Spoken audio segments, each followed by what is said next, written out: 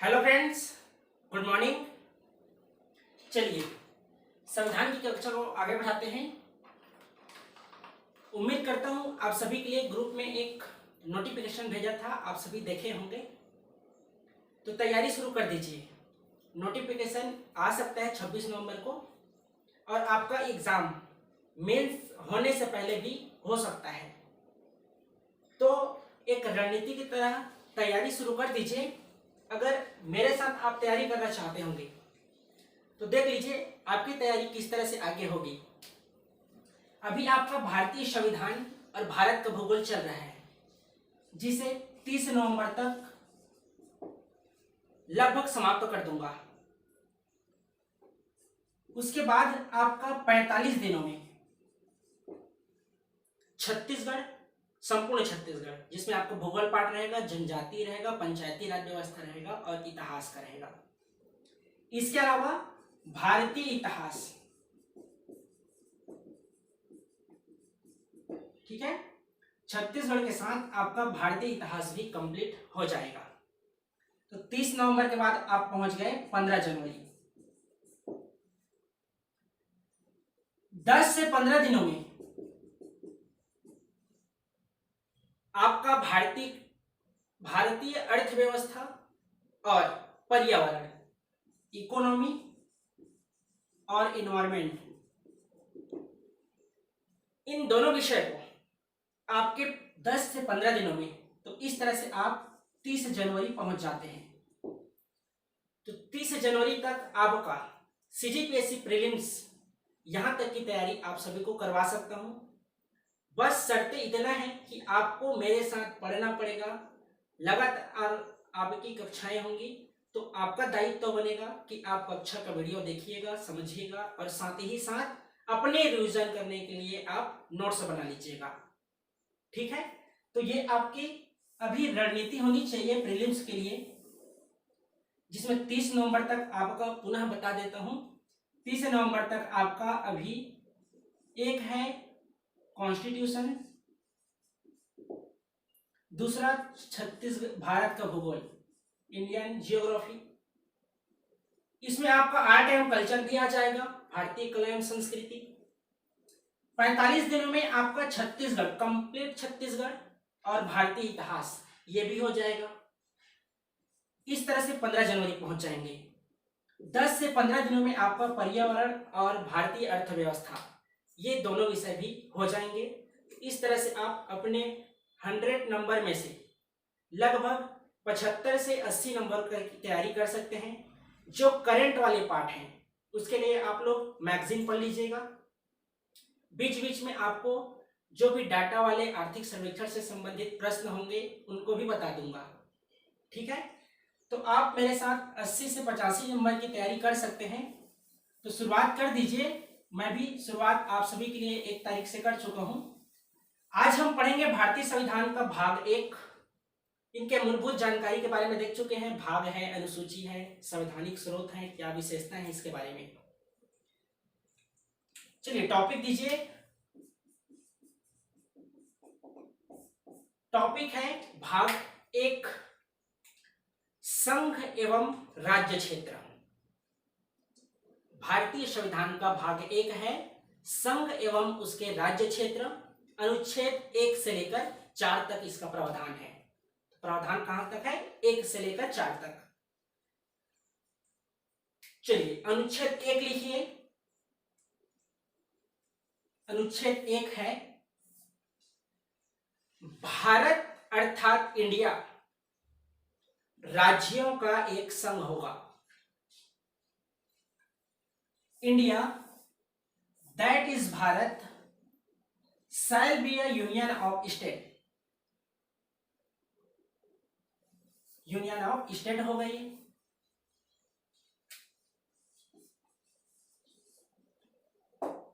ठीक है। तो देखिए अनुच्छेद 1 कहता है कि जो हमारा भारत है, जिसे हम इंडिया कहते हैं, वह एक संघ तो होगा ही होगा, साथ ही किसका होगा? तो राज्यों का होगा। तो भारत अर्थात इंडिया राज्यों का एक संघ होगा, जिसके अंतर्गत वर्तमान में 28 राज्य हैं और 8 केंद्र शासित प्रदेश हैं। इसके आपको मैं भारत का भूगोल में बताया हूं। ठीक है, तो भारत का भूगोल अगर अभी तक नहीं देखेंगे तो डिस्क्रिप्शन में आपके लिए लिंक भी शेयर कर दिया हूं, आप लोग वहां से जाकर देख लीजिएगा।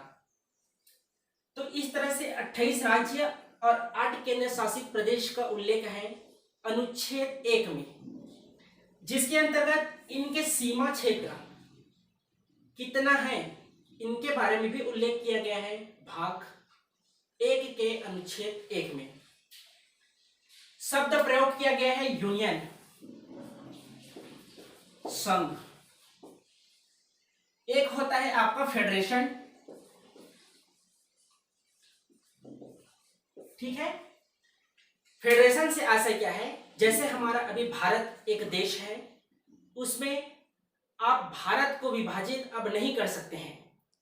जैसे कोई राज्य यह नहीं कह सकता कि मैं अब एक अलग देश बनूंगा, क्योंकि यह एक राज्यों का संघ बन चुका है, यूनियन बन चुका है।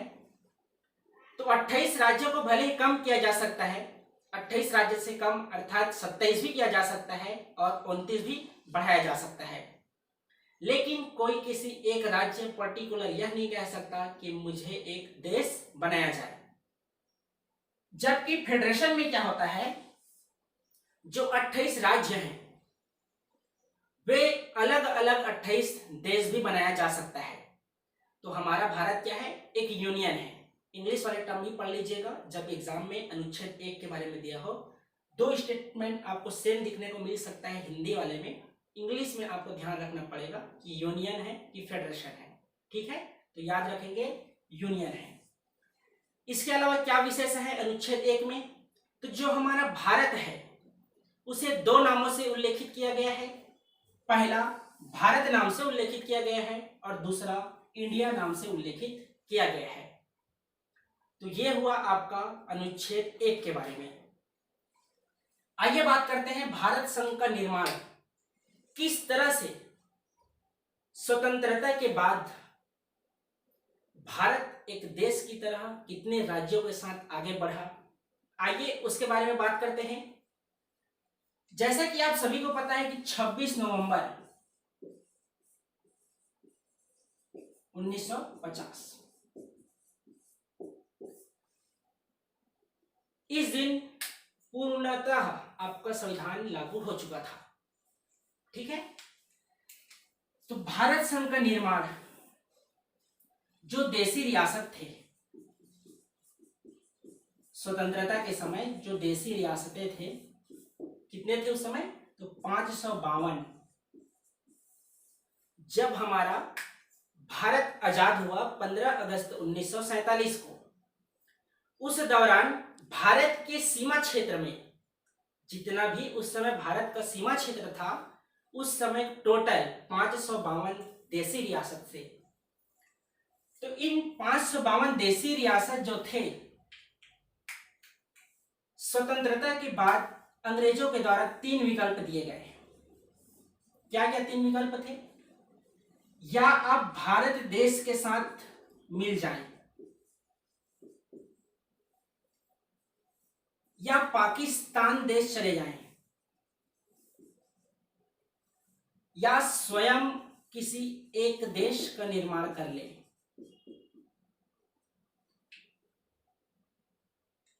तो जब स्वतंत्र हुआ, जब हमारे सरदार वल्लभ भाई पटेल के द्वारा जितने भी देशी रियासत थे उन्हें एक भारत में पिरोने का जिस तरह से काम किए, उसके तहत टोटल कुल 549 देशी रियासत को भारत संघ में शामिल कर लिया गया था। जो 552 देशी रियासत थे जिनके पास 3 विकल्प था, भारत देश के साथ शामिल हो जाए, या पाकिस्तान चला जाए, या स्वयं देश का निर्माण कर ले। तो हमारे सरदार वल्लभ भाई पटेल जी के द्वारा 549 देशी रियासत को एक भारत संघ में तो विलय कर लिया गया, जिसके अंतर्गत हमारे छत्तीसगढ़ के 14 देशी रियासत भी शामिल थे। तो देखिए बच गए आपके 3 देशी रियासत। उस समय एक जूनागढ़ जो कि गुजरात राज्य में स्थित था, दूसरा हैदराबाद और तीसरा जम्मू कश्मीर। ये तीन जो देसी रियासत हैं, कौन कौन सा? जूनागढ़, हैदराबाद और जम्मू कश्मीर। ये तीनों जब सरदार वल्लभ भाई पटेल जी के द्वारा जितने भी देसी रियासत थे उन्हें भारत संघ में मिलाने का काम जब कर रहे थे, तो ये तीन उस समय शामिल नहीं होना चाहता था। जिसके अंतर्गत जूनागढ़ क्यों नहीं होना चाहता था? तो एक राजा था वहां का मुस्लिम, जो राजा था वह मुस्लिम था, जबकि वही वहां के जो जनता थे, प्रजा थे, हिंदू थे। राजा चाहता था, जो जूनागढ़ का राजा था, कि हम भारत संघ में विलय नहीं होना चाहते, जबकि जनता चाहती थी, जो हिंदू समुदाय से संबंधित थे, वे भारत में शामिल होना चाहते थे। तो सरदार वल्लभ भाई पटेल जी के द्वारा वहां जनमत संग्रह करवाया गया। जनमत संग्रह में यह पूछा गया कि आप भारत के साथ शामिल होना चाहते हैं या नहीं चाहते हैं।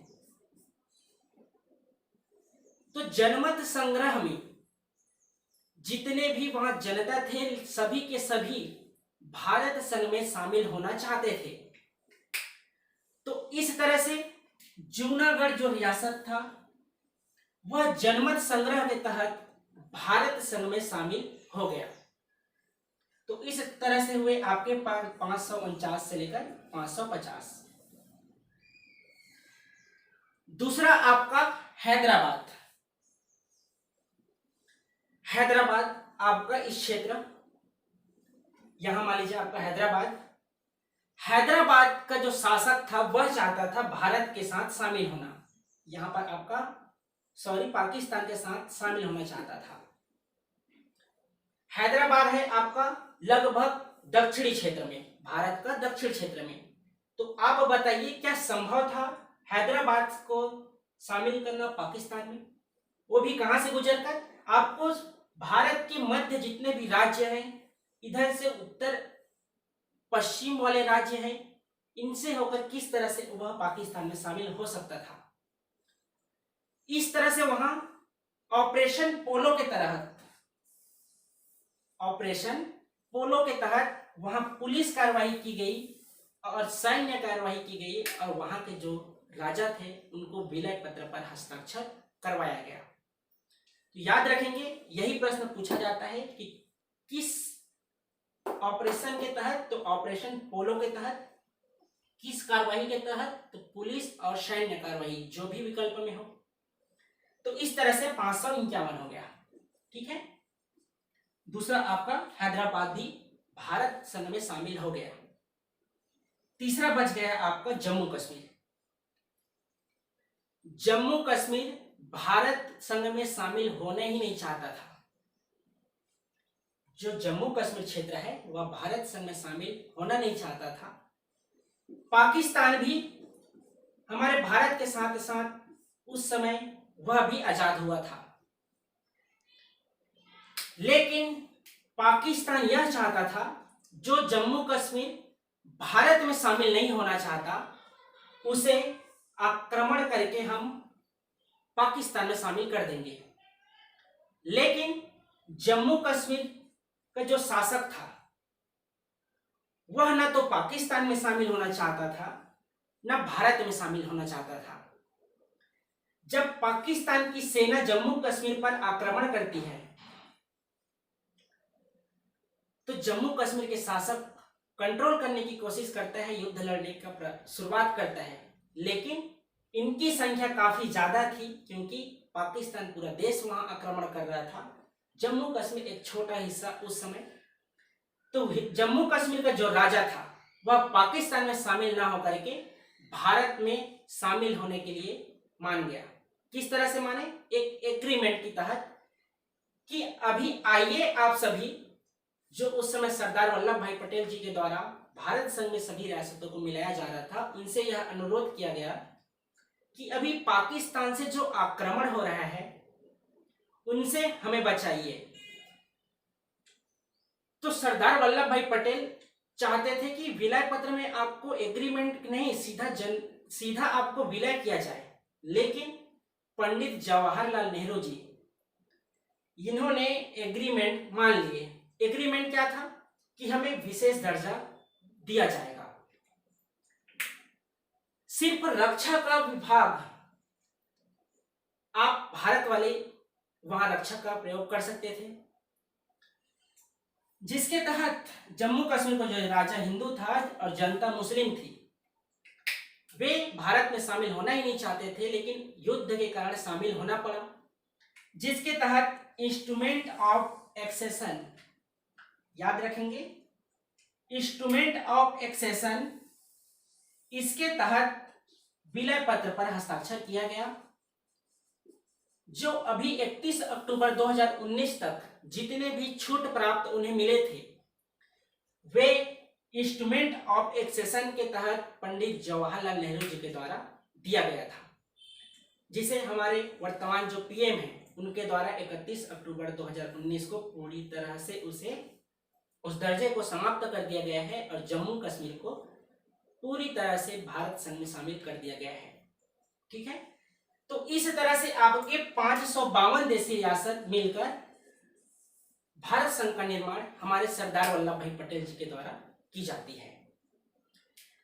इन्हीं की याद में आज हम राष्ट्रीय एकता दिवस के रूप में मनाते हैं, और अभी आप सभी 31 अक्टूबर को भी स्टेटस के रूप में डाले होंगे। यह आपको पता होगा तभी आप डाले थे कि 31 अक्टूबर 2019 को, अभी 2020 को आप क्यों राष्ट्रीय एकता दिवस के रूप में मनाएं, स्टेटस डाले थे, तो आप सभी को पता होगा। तो उनका यही काम था कि जितने भी देशी रियासत थे उन्हें भारत संघ में पिरोने का काम किए थे, एकता और अखंडता बनाने का जो काम किए थे, उनकी ही स्मृति में ही 31 अक्टूबर 2014 से यह प्रारंभ किया गया है कि राष्ट्रीय एकता दिवस के रूप में मनाया जाएगा।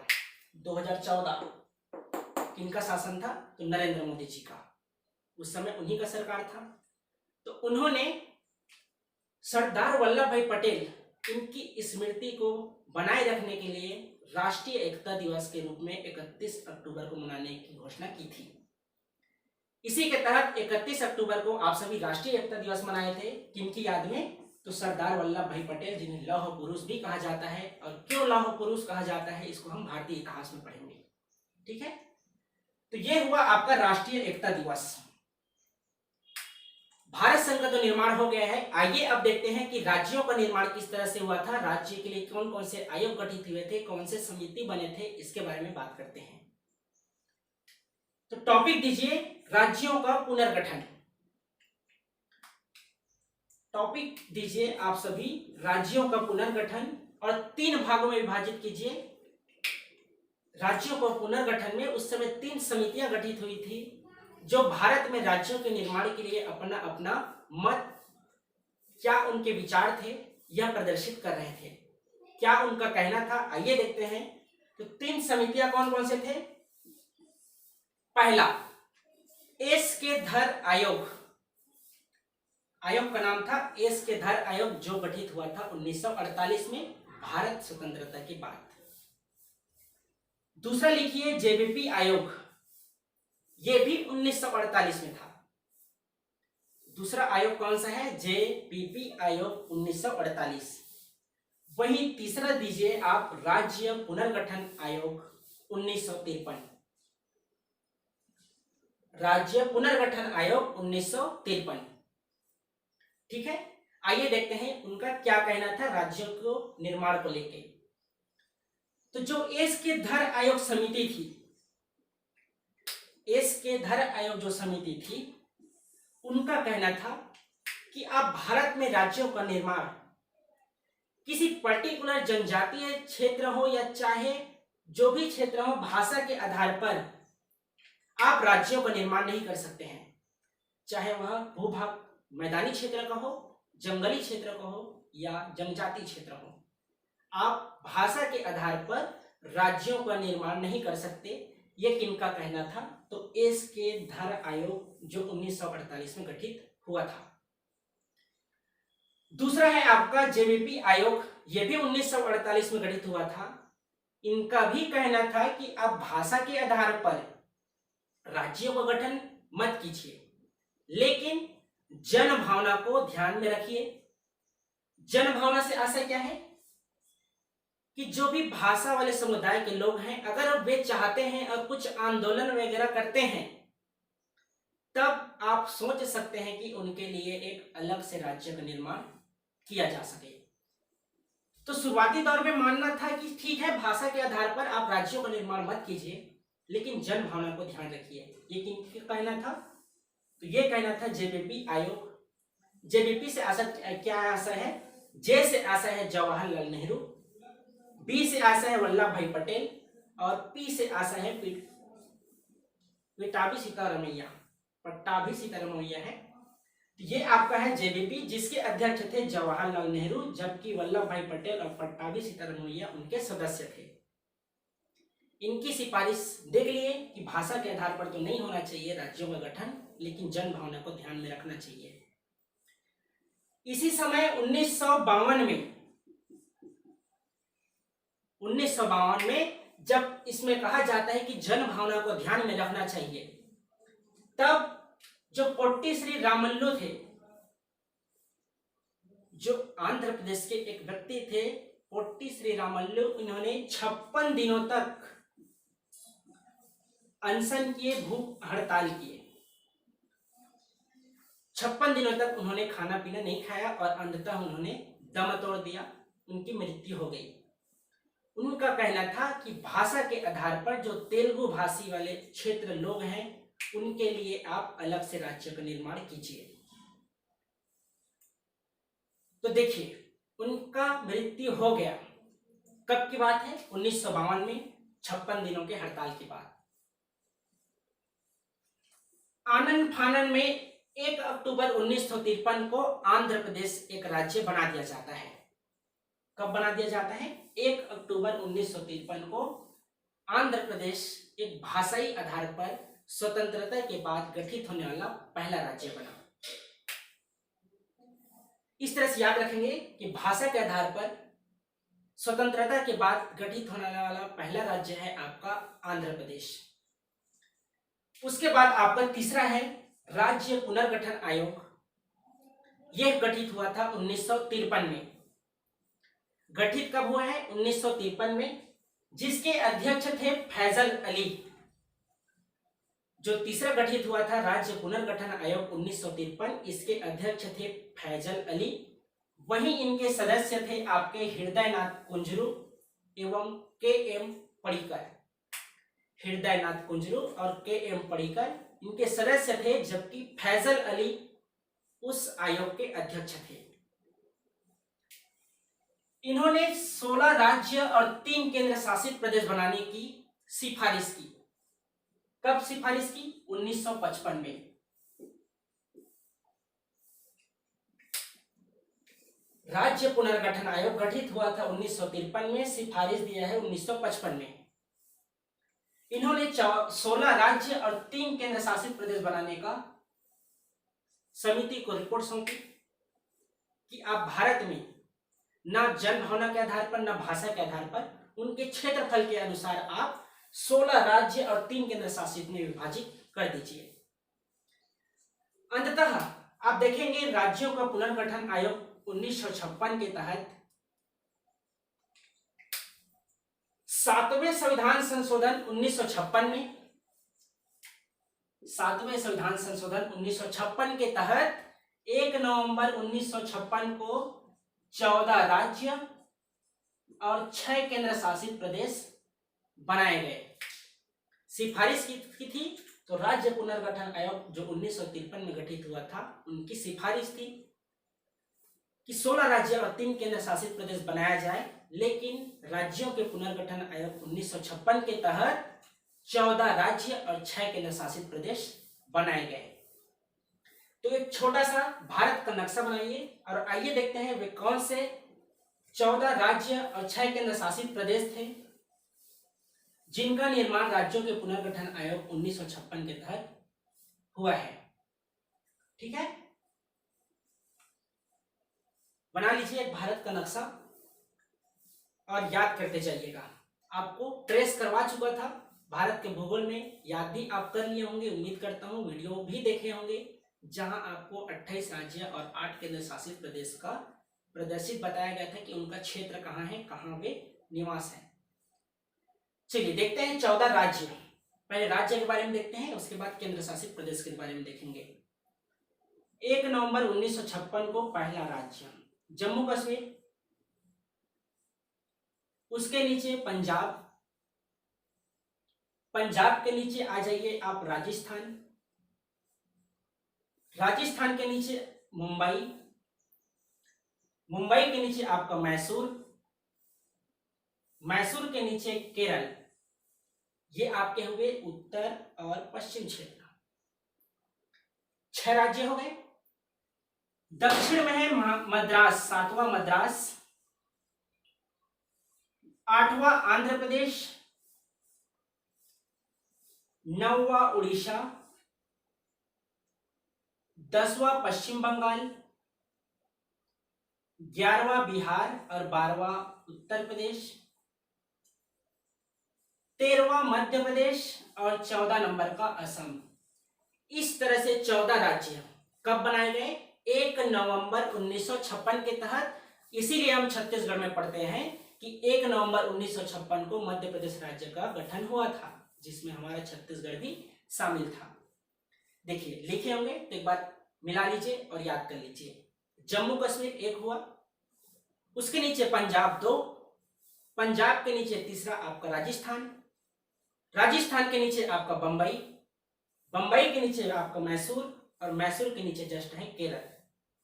केरल का पूर्वी हिस्सा आपका मद्रास, मद्रास के ऊपर आपका आंध्र प्रदेश, उसके ऊपर है आपका उड़ीसा, उड़ीसा के ऊपर पश्चिम बंगाल, पश्चिम बंगाल के अगर ऊपर आप लिखे होंगे तो बिहार, और बिहार के ऊपर आपका उत्तर प्रदेश, और मध्य में निवासरत है आपका मध्य प्रदेश। उत्तर प्रदेश आपका ऊपर, नीचे आपका मध्य प्रदेश। 7 सिस्टर का एक भाग है असम। इस तरह से हुए 14 राज्य। आइए देखते हैं अब 6 केंद्र शासित प्रदेश के बारे में। कौन कौन से 6 केंद्र शासित प्रदेश बनाया गया था 1 नवंबर 1956 को? पहला आपका हिमाचल प्रदेश, पहला आपका हिमाचल प्रदेश, दूसरा दिल्ली, पहला क्या हुआ? हिमाचल प्रदेश, दूसरा आपका दिल्ली हो गया, तीसरा आपका त्रिपुरा, चौथा मणिपुर, 5वां अंडमान निकोबार द्वीप समूह और 6वां है आपका लक्षद्वीप। इस तरह से 6 केंद्र शासित प्रदेश बनाए गए, जिसमें पहला आपका हिमाचल प्रदेश, दूसरा है दिल्ली, तीसरा मणिपुर और चौथा त्रिपुरा, 5वां अंडमान निकोबार द्वीप समूह और 6वां है लक्षद्वीप। तो इस तरह से हुए आपके 14 राज्य और 6 केंद्र शासित प्रदेश के बारे में। तो इस तरह से आपको पूरी तरह से अनुच्छेद 1 भारत अर्थात इंडिया राज्यों का एक संघ, इतनी बातों को आपको अनुच्छेद 1 के तहत याद रखनी है, जिसमें आपका कुछ पाठ भारत का भूगोल का रहा, कुछ आपका भारतीय इतिहास का है।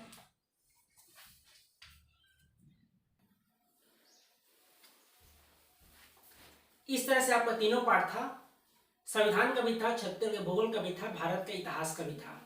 ठीक है, चलिए अनुच्छेद 2 देखिए। अनुच्छेद 1 पूरा हो गया आपका। अनुच्छेद 2 में उल्लेखित किया गया है कि नए क्षेत्रों का भारत संघ में प्रवेश। नए क्षेत्रों से आशय क्या है? जो विदेशी क्षेत्र हैं या कोई इसी का कोई अधिकार पहले से ही हो, यदि उन क्षेत्र को भारत संघ में प्रवेश करना है तो आपको संविधान का संशोधन करना आवश्यक है। इसका उल्लेख किया गया है अनुच्छेद 2 में। क्या है अनुच्छेद 2? कि नए क्षेत्रों का भारत संघ में प्रवेश क्या क्या आधार होंगे? पहला, युद्ध से। किसी क्षेत्र को अगर आप पाना चाहते हैं जो आपका अधिकार क्षेत्र में है, तो आप उसे युद्ध से भारत संघ में शामिल कर सकते हैं। दूसरा क्या है? समझौता से। जैसे अभी वर्तमान में लंबे दौर से जम्मू कश्मीर को लेकर पाकिस्तान और हमारा भारत, इसके अलावा अभी चीन का मुद्दा हुआ है, यदि इनके बीच अगर समझौता हो जाता है, जो पहले से हमारा है वह तो भारत संघ में शामिल है, और मान लीजिए दूसरे का हिस्सा हमें शामिल करना है तो समझौते से भी शामिल कर सकते हैं। तीसरा, खुद अर्पण कर दे। इसलिए जो दूसरा संविधान अनुच्छेद 2 है, जिसमें आपको नए क्षेत्र को भारत संघ में शामिल करना है, इसके लिए आपको संविधान संशोधन करना आवश्यक है। जिसके कुछ उदाहरण देख लीजिए, जैसे 10वां संविधान संशोधन के तहत दादर एवं नगर हवेली को भारत संघ में मिलाया गया है पुर्तगालियों से, ठीक है। 12वां संविधान संशोधन के तहत गोवा, दमन और दीव, इसे भी पुर्तगालियों से ही प्राप्त किया गया है। उसके बाद संविधान संशोधन करने के बाद भारत संघ में प्रवेश दिलाया गया है। इसी प्रकार जो पुदुचेरी है, इसे फ्रांस के अधिकार में था, जिसे 14वां संविधान संशोधन के तहत भारत संघ में प्रवेश दिलाया गया है। तो यह हुआ आपका अनुच्छेद 2। आपको इतना याद रखना है, जो एग्जाम में पूछा जाता है कि जो नए क्षेत्र को शामिल करना है भारत संघ में, तो क्या संविधान संशोधन की आवश्यक है कि नहीं है? तो बिल्कुल संविधान संशोधन की आवश्यकता पड़ती है। राज्यों का गठन किससे होता है यह पूछा जाए तो अनुच्छेद 3 है। अनुच्छेद 3 क्या है? किसी भी राज्य को संसद द्वारा पुनर्गठन किया जा सकता है, पुनर्गठित किया जा सकता है। आखिर संसद के द्वारा राज्यों का पुनर्गठन किस तरह से किया जाएगा, आइए देखते हैं। पहला, नाम परिवर्तन करके। नाम परिवर्तन कैसे? जैसे उड़ीसा का किया गया है ओडिशा और मैसूर का किया गया है कर्नाटक। केवल नाम में परिवर्तन हुआ है, तो इसमें संविधान संशोधन की आवश्यकता नहीं है। इस बात को याद रखेंगे। किसी भी राज्य का निर्माण किया जाता है तो संविधान संशोधन की आवश्यकता नहीं पड़ती है। सीमा क्षेत्र, भारतीय संसद चाहे तो किसी राज्य का सीमा क्षेत्र को बढ़ा भी सकती है और घटा भी सकती है। तीसरा क्या है? दर्जा विनाश। दर्जा विनाश से ऐसा क्या है? कोई राज्य है उसे केंद्र शासित प्रदेश में परिवर्तित किया जा सकता है, या केंद्र शासित प्रदेश को राज्य में भी परिवर्तित किया जा सकता है। जैसे आपका 31 अक्टूबर 2019 को जो जम्मू कश्मीर राज्य था, उसे 2 केंद्र शासित प्रदेश में बांट दिया गया है। एक है आपका लद्दाख यूटी और दूसरा जम्मू कश्मीर यूटी। चौथा क्या है? नए राज्यों का निर्माण। तो नए राज्यों का निर्माण किस तरह से? मध्य प्रदेश का निर्माण हुआ है 1 नवंबर 1956 के तहत। वहीं एमपी से अलग होकर हमारा छत्तीसगढ़ बना है 1 नवंबर सन 2000 को। तो ये आपका अनुच्छेद 3 है कि किसी भी राज्य को संसद द्वारा पुनर्गठित किया जा सकता है। पुनर्गठित के अंतर्गत अब उनके नाम हो गए, सीमा क्षेत्र हो गए, नए राज्यों का नाम हुआ, इनके अलावा उनकी स्थिति में परिवर्तन है। नोट में यही बात लिखा गया है कि संविधान संशोधन की आवश्यकता नहीं पड़ती है। यह हुआ आपका अनुच्छेद 3। आइए देखते हैं राज्यों को आखिर विशेष दर्जा कैसे दिया जाता है, कौन कौन से राज्य को अभी विशेष दर्जा का प्रावधान दिया गया है, क्या रियायतें मिलती है, क्या छूट प्रदान की जाती है, उसके बारे में देखते हैं। तो राज्यों को विशेष दर्जा उनकी आधारभूत स्थिति को देखते हुए दिया जाता है। जैसे पहाड़ी दुर्गम क्षेत्र है, उनकी जनसंख्या कम है, वहां निवासरत व्यक्तियों के प्रति व्यक्ति आय कम है। ये सभी आधारभूत ढांचा हैं जिनके आधार पर किसी भी राज्य को विशेष दर्जा का प्रावधान दिया जाता है। शुरुआत कब से हुआ है? 1969। उस समय डी डार्गे फार्मूला चल रहा था पंचवर्षीय योजना के तहत। छूट क्या मिलती है? वहां जो भी योजना क्रियान्वयन होना है उसका 90% केंद्र के द्वारा वहन किया जाता है, सिर्फ 10% राज्यों को लगाना पड़ता है। तो 90% आय कहां से प्राप्त हो जाता है? केंद्र से ही।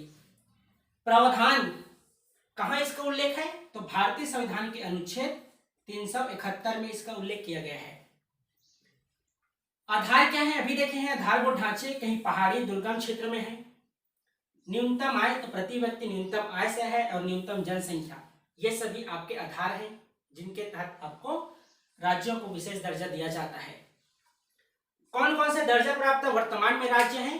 तो याद रखेंगे 10 ऐसे राज्य हैं जिनको विशेष दर्जा का प्रावधान दिया गया है। कौन कौन से 10 राज्य हैं? एक आपका 7 सिस्टर का जो 7 भाग है वे हो गए 7 सिस्टर, 7 राज्य। 8वां सिक्किम, 9वां हिमाचल प्रदेश और 10वां आपका उत्तराखंड। तो ये 10 आपके राज्य हो गए। कब कब किसे प्रावधान दिया गया है तो देख लीजिए। हिमाचल प्रदेश सबसे पहले देखते हैं 1969 में। 1969 में एक असम है आपका और दूसरा नागालैंड है। ठीक, तो 2 राज्यों को 1969 में दिया गया है। उसके बाद 1971 में आपका हिमाचल प्रदेश 3 हो गया। 1972 में आपका मेघालय, मणिपुर ये हो गए आपके 2 और त्रिपुरा 3। इस तरह से अगर आप बनाए ट्रायंगल बन रहे त्रिभुज, मेघालय, त्रिपुरा, मणिपुर, इसे 6972 में दिया गया है, 1972। ठीक है, अगला है सिक्किम है, अरुणाचल प्रदेश है और मिजोरम है। यहां भी त्रिभुज बन रहा है जिसे 1975 में सिक्किम, मिजोरम और अरुणाचल प्रदेश इस समय इनको विशेष दर्जा प्राप्त दिया गया है। एक आपका अंतिम है उत्तराखंड, जिसे 2001 में विशेष दर्जा प्राप्त राज्य घोषित किया गया है। इसके अलावा पहले आपका 31 अक्टूबर 2019 तक जम्मू कश्मीर राज्य भी शामिल था, लेकिन याद रखेंगे वर्तमान में केवल सिर्फ 10 ऐसे राज्य हैं जिन्हें विशेष दर्जा प्राप्त दिया गया है। तो इस तरह से हुआ अनुच्छेद 2, अनुच्छेद 3। अनुच्छेद 4 आपका महत्वपूर्ण नहीं है, उसको अध्ययन नहीं करेंगे। आज का आप 2 प्रश्न का आंसर बताइएगा। 2 प्रश्न आपसे पूछता हूं।